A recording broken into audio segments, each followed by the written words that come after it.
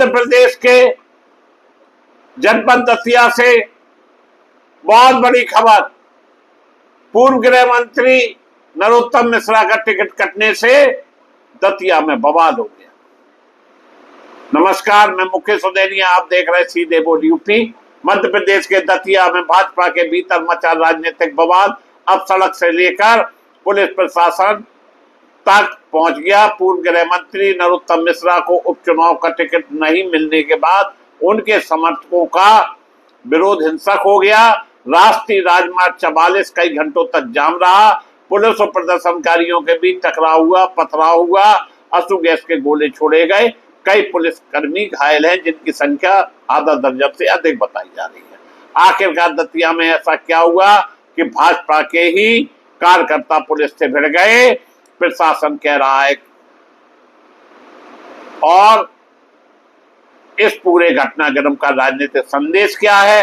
Bharatiya Janata party ने दतिया विधानसभा उपचुनाव के लिए पूर्व गृह मंत्री नरोत्तम मिश्रा को टिकट न देकर आशुतोष तिवारी को उम्मीदवार बनाया और एक तीर से दो निशाने साध दिए। इसके बाद बड़ी संख्या में नरोत्तम मिश्रा के समर्थक सड़कों पर उतर आए। विरोध प्रदर्शन धीरे धीरे उग्र होता गया और राष्ट्रीय राजमार्ग 44 पर चक्का जाम कर दिया गया। इससे दतिया, झांसी, ग्वालियर और शिवपुरी की ओर जाने वाले यातायात बुरी तरह से प्रभावित हुआ। प्रशासन की ओर से यह जाम लगभग 11 से 12 घंटे तक रहा। इस दौरान कई एम्बुलेंस यात्री वाहन भी फंस गए। जिला प्रशासन ने लगातार प्रदर्शनकारियों से बातचीत कर रास्ता खाली कराने की कोशिश की, लेकिन देर रात तक हालात बिगड़ गए। इसी दौरान पुलिस और प्रदर्शनकारियों के बीच टकराव हुआ। पुलिस का कहना है कि प्रदर्शनकारियों की ओर से पथराव किया गया, जिसके जवाब में भीड़ को तितरबितर करने के लिए आंसू गैस से गोले छोड़े गए और कई पुलिस वाहन भी क्षतिग्रस्त हुए।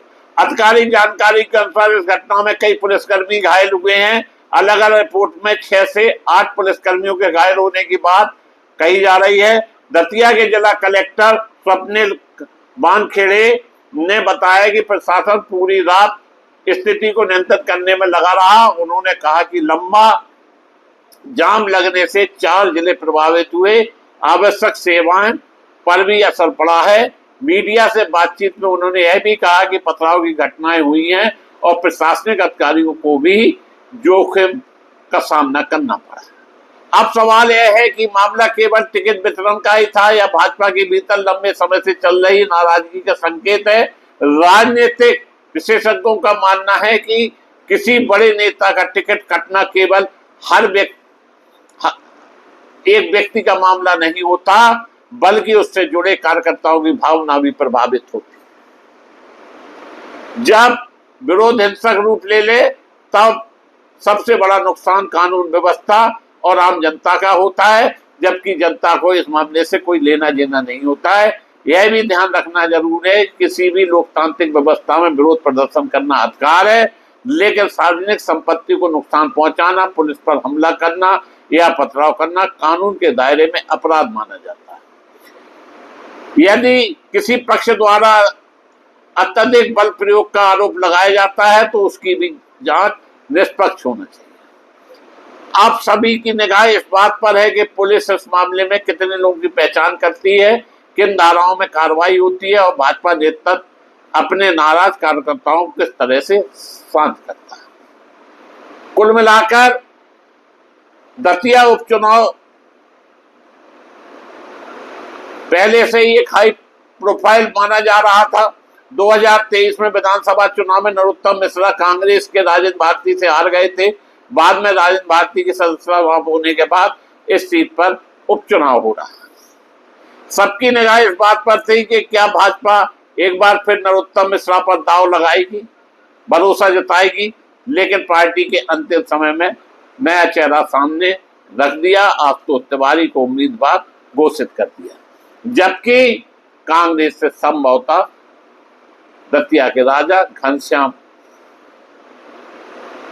सिंह उम्मीदवार है और निश्चित रूप पर यह बड़ा संघर्ष होगा।